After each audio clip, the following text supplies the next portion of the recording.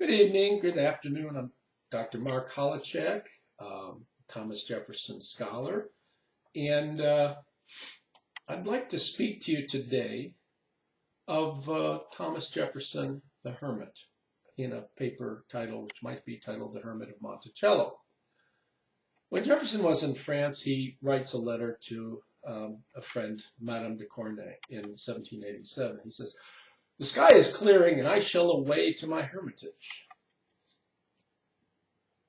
What did he mean by that? Well, we'll get clear in just a minute. Jefferson was, we can say at this point, a deeply private person who loved seclusion and quiet.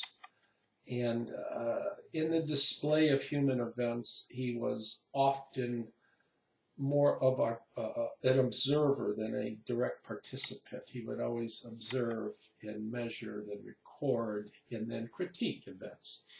And of his numerous great contributions to the theater of the world, all of his great achievements were begun in some secluded spot with his quill in his hand and behind some desk where he had peace and quiet.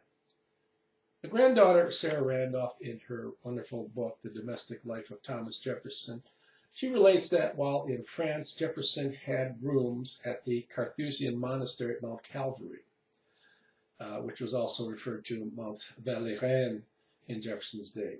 She writes, "Whenever he had a press of business while he was in France, he was in the habit of taking his papers and going to the Hermitage, where he spent sometimes a week or more till he finished his work." What was the Hermitage? It was a monastery with a group of lay brothers who subsisted by taking in boarders and selling products like socks, homemade socks, and homemade wine. It was located some 7 miles from the heart of Paris, to the west of Paris, certainly outside the city limits. It was disbanded in 1792. Today it's a large park. Now, Jefferson, we know, went to his hermitage in France on several occasions in 1787, 1788. There are no entries in 1786 and 1789. Okay, in his memoranda of 1787, on July 2, he records 2 francs and 8 sous for Mount Calvaire. On July 19, he pays for ferrying to Mount Calvaire, 12 sous, and the same for ferrying from Mount Calvaire on July 26. On September 5, he writes that he took possession of the apartments at Mount Calvaire and paid 6 francs for dinner and gave the same for charity. There are also on July 14 and July 20 records of ferrying across the Seine River at Sur Restus. On October 12, he pays 60 francs to Mount Calvaire for a stay of 5 days. In the following year, 1788, on January 9, Jefferson records 168 francs for 12 pairs of silk stockings for John Adams.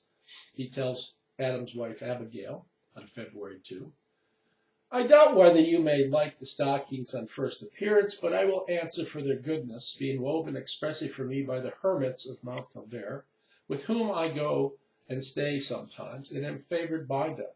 They have the reputation of doing the best work, which comes to the Paris market."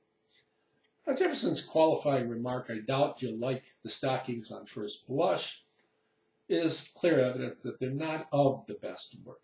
But Jefferson presumably has no special fondness for the hermits on Monticello, perhaps because Monticello, too, is in many respects his own hermitage on a Monticello.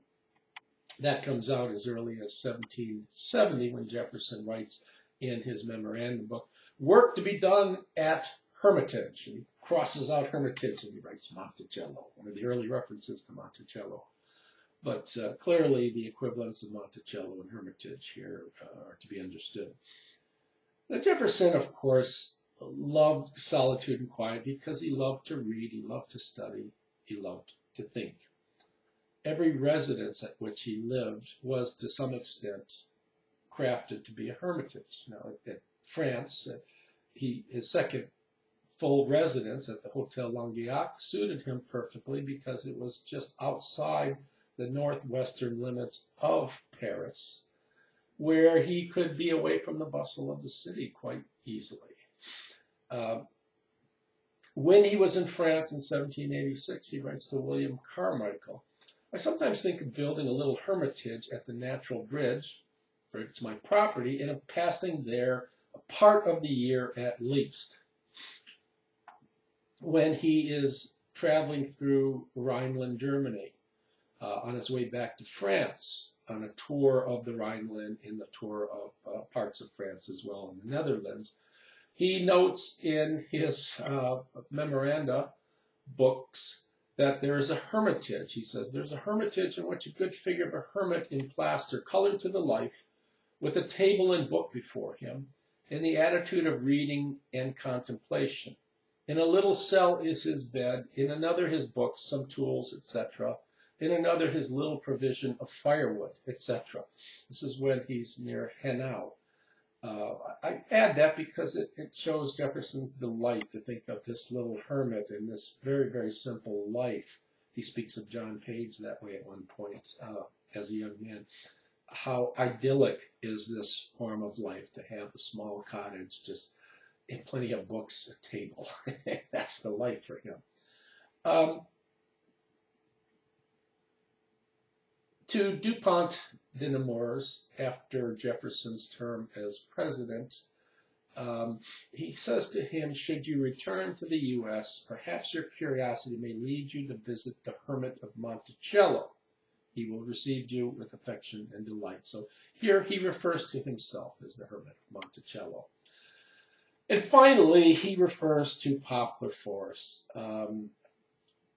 Going back to Monticello, I think a lot of people say he put it on a hill for show, for reasons that he thought he was in the abode of the gods. I think part of the reason is that he wanted his privacy. He knew that having a house on top of a hill would make accessing the house rather difficult and would leave to him maximum privacy.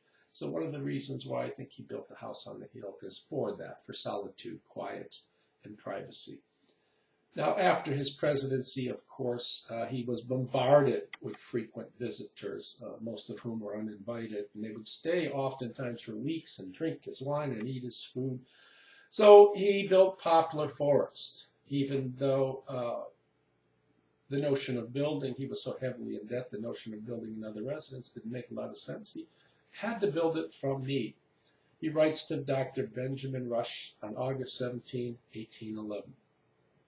"I write to you from a place 90 miles from Monticello, near the New London of the state, which I visit 3 or 4 times a year, and stay from a fortnight to a month at a time.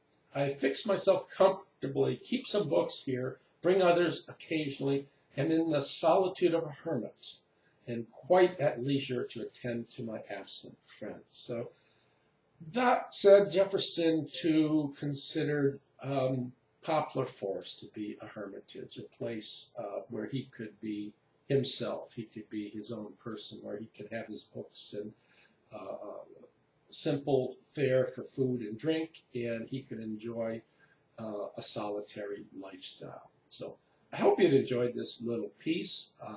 I think it gets at an underappreciated aspect of Thomas Jefferson. He loved and appreciated solitude and quiet, a wonderful place for study, and that's when he was most productive, when he could find. Consider, I should add as well, his place at 7th and Market Street, where he crafts the Declaration of Independence. He's at the 2nd floor of a building and has the quiet that he requires so he can write the Declaration of Independence, one of the greatest documents in the history of politics. Anyways, thank you very much, and I hope you enjoyed this presentation, Thomas Jefferson, Hermit.